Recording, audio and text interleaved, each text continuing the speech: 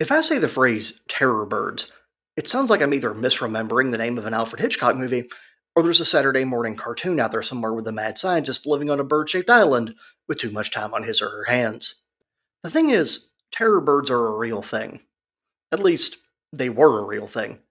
Terror birds first appeared in the fossil record about 62 million years ago, or about 4 million years after the extinction of non avian dinosaurs. Terror birds are thought to be distant relatives of the dinosaurs, having more genetically in common with them than with modern birds. They were the apex predators in what we know today as South America for tens of millions of years, although they eventually did expand into North America as well.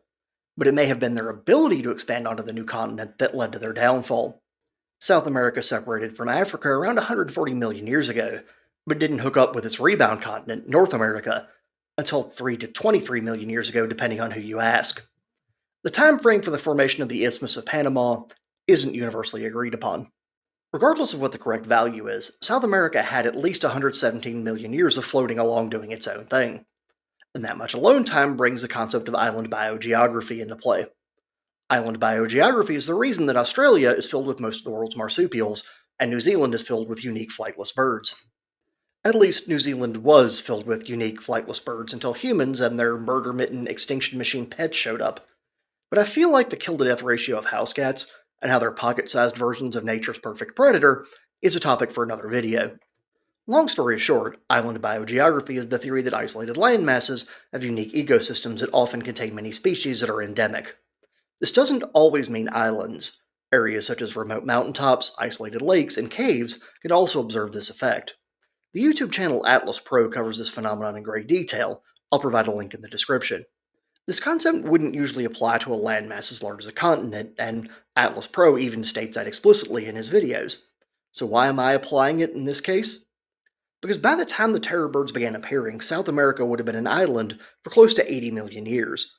And given that the Chicxulub impact that wiped out the dinosaurs was only about 4 million years before the rise of the terror birds, it would have probably wiped out a great deal of species in South America, lowering the species count and reducing competition. This would have created a situation where South America, despite its enormous size, would effectively be a lightly populated island. And since it didn't have any particularly large mammals at the time, and still kind of doesn't if we consider jaguars to be medium sized and all, just ignore Pablo Escobar's hippos, it fostered an environment where birds could evolve into the figurative top dogs in South America. And that's what the terror birds did. Now, I should point out here that terror birds weren't one species. The term covers a family of various species of different sizes, the smallest of which was about 3 feet or 1 meter tall, while the largest terror bird was roughly 10 feet or 3 meters tall and weighed up to 300 pounds or 136 kilograms, making them about the size of a modern ostrich. Like the ostrich, the terror bird's weight and relatively small wing size made them unable to fly. However, unlike most birds, their wings did have a sharp claw that terror birds could use as a weapon. They also had talons on their feet and a beak that's been described as axe like that could basically one shot any prey in South America at the time. They also had much larger heads than modern flightless birds, adding to the impact of their axe beaks. They were thought to be able to run faster than modern horses as well. Scientists agree that they were carnivorous, eating pretty much any animal smaller than themselves. They don't agree on if the terror birds were also scavengers. So, if terror birds were so formidable against everything else in South America, then what happened to them? Why did they go extinct? I touched on it briefly earlier in the video. It's believed the connection of North America to South America played a major role. It's referred to as the Great American Interchange. Species from both continents pulled a real life, it's free real estate meme and moved into their respective new land masses. This meant that North America's predators invaded the territory classically inhabited by the terror birds. That worked both ways. The terror birds also moved north, but both migrations ended in the same result. Terror birds now had competition they'd never had before. What competition was that, you ask? North America, around the time of the Great American Interchange, had the following: gray wolves, dire wolves, American lions, American cheetahs, short faced bears, which, despite their name, were one of the largest species of bear to ever exist, along with raccoons, otters, foxes, and other species of wolf and bear.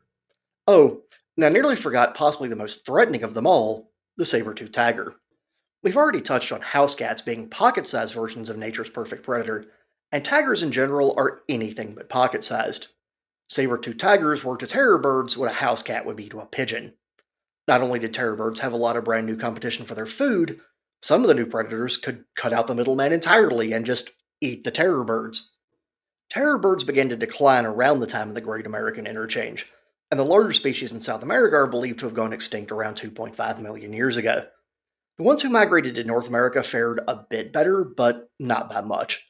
They disappeared around 1.8 million years ago. Some of the smaller species of terror bird may have survived until much more recently, with a 3-foot variant having been found in Uruguay dating back to 100,000 years ago.